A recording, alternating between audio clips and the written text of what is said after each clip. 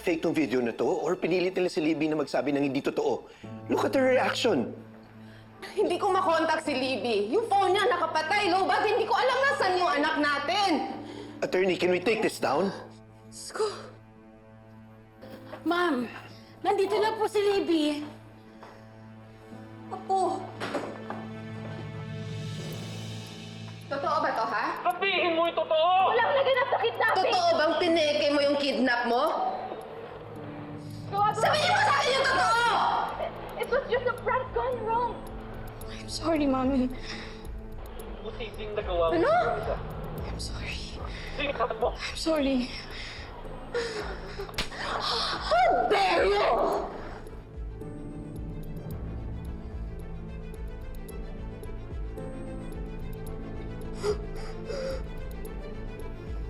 Charlene! How dare Charlene, you! tama na! Saan makialam? Saan ka meron nakikialam ka sa Charlene! amin mag-asawa? Pero sa anak ko, ako lang ang may karapatan! Nakikialam ako dahil sinasaktan niya po ko! Enough! Enough! Bitawan mo ako! Libby, anong pumasok sa utak mo at nagawa mo to? It was just a prank at first. Hindi ko naman alam na abot sa ganito eh. Anong hindi mo alam na aabot sa ganito? Ilumaki na nga eh! Nagpakulo ka ng insending tao!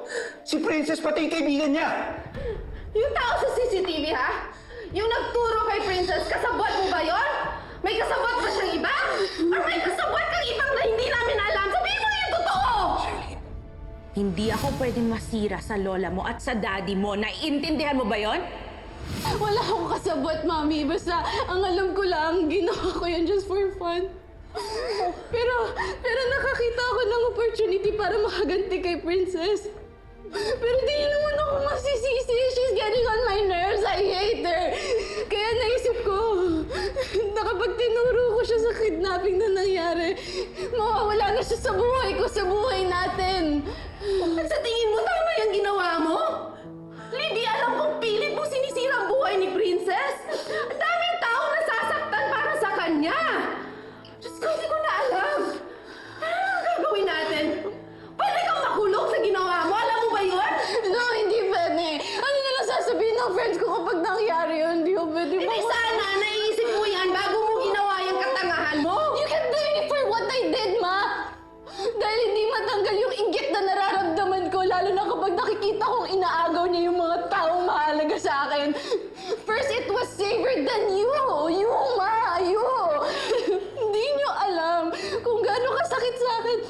Nung nakikita ko mas nagiging close kayo ni Princess. At ngayon, yung kapakanan niya ba yung iniisip mo? Paano naman ako, Ma?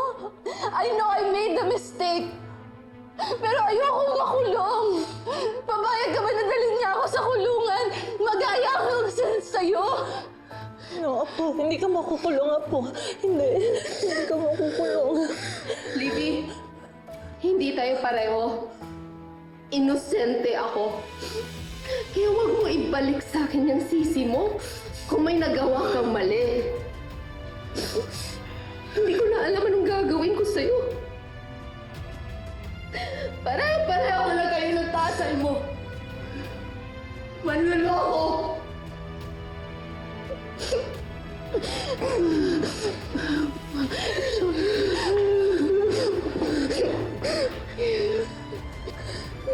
It's okay. Hindi ka makukulong. I'll make sure.